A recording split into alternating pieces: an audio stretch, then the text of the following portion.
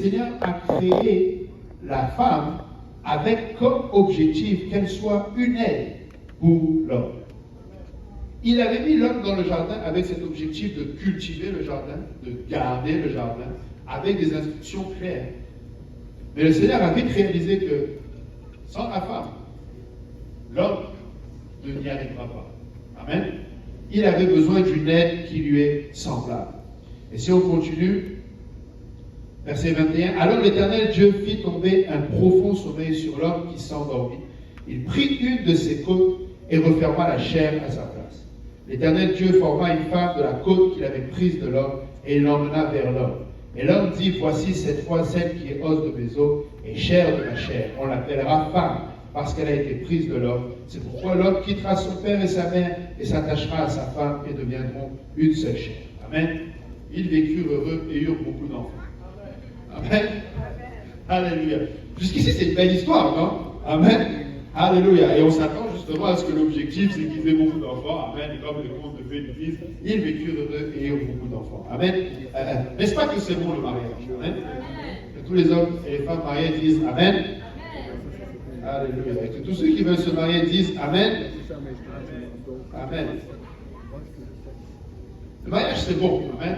Là, on voit vraiment comment le Seigneur a prévu cette relation entre l'homme et la femme. Amen. Le Seigneur a toujours voulu qu'il y ait cette équipe qui soit ensemble. Amen. Il a toujours voulu que cette équipe soit ensemble dans les liens du mariage. Amen. Parce que clairement, l'homme et la femme sont ensemble, s'attachent, deviennent une seule chair. C'est ça le mariage. Amen. C'est la description même du mariage. Amen.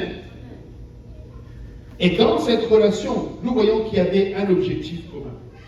L'homme a reçu l'ordre de garder le jardin, a reçu l'ordre de cultiver le jardin.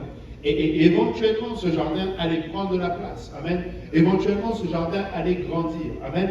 Vous savez, le Seigneur aime la croissance. Amen. Le Seigneur fait S'il a dit à l'homme et à la femme de se multiplier, c'est parce que le Seigneur aime la croissance. Amen. Le Seigneur aime que les choses aillent de l'avant. Amen. Et ils avaient cet objectif-là. Ils devaient faire fructifier ce que le Seigneur avait mis entre ses mains. Amen. Vous savez, quand le Seigneur te confie quelque chose, tu dois le faire fructifier. Amen. Prenez la parabole des talents. Amen. Vous prenez la parabole, la parabole des talents. Le Seigneur s'attend à ce que vous puissiez, j'allais dire la parabole des billes. Le Seigneur s'attend à ce que vous fructifiez ce qu'il met entre vos mains. Amen.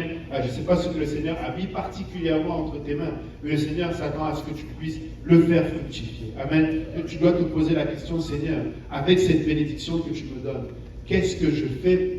Quelle est ma part pour faire fructifier cela? Amen. Vous savez, le Seigneur peut bénir l'un d'entre vous ici et que ce soit le début d'une série de bénédictions. Amen. Le Seigneur n'est pas obligé d'intervenir dans la vie de chacun. Il peut intervenir dans la vie de 2-3 et ces 2-3 font fructifier cette bénédiction. Amen. Si le Seigneur t'a encouragé le matin, fais fructifier cet encouragement et encourage quelqu'un d'autre. Amen. Encourage-le, fais fructifier ce que le Seigneur t'a donné. Amen. Alléluia. Et donc nous voyons qu'il y a cette complicité, nous voyons qu'il y a cet objectif commun, et nous voyons aussi qu'il y a un ordre qui a été établi. Amen. Nous voyons que l'homme a été créé premièrement, et la femme a été créée ensuite. Amen. 1 Corinthiens 8, verset 9. La parole de Dieu nous dit, en effet, l'homme n'a pas été pris de la femme, mais la femme a été prise de l'homme. Et l'homme n'a pas été créé pour la femme, mais la femme a été créée pour l'homme. Amen. Nous voyons clairement la volonté du Seigneur que cet ordre soit ainsi. Amen. Il a d'abord créé l'homme, à qui il a donné un ordre, et la femme est venue pour aider l'homme. Amen. Parfois, malheureusement, dans nos sociétés, nous inversons ces rôles. Amen. Nous avons tendance à vouloir inverser le rôle de la femme et de l'homme. Amen.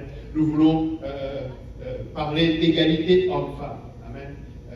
L'égalité homme-femme, si vous me parlez d'égalité homme-femme sur le plan de ce que nous représentons aux yeux du Seigneur, nous sommes des âmes que le Seigneur aime également. Amen. Nous sommes des créatures que le Seigneur aime également. Amen. Mais quand il est question de nos responsabilités. Ce n'est pas égaux. Amen. Elles ne sont pas égales, pardon, nos responsabilités.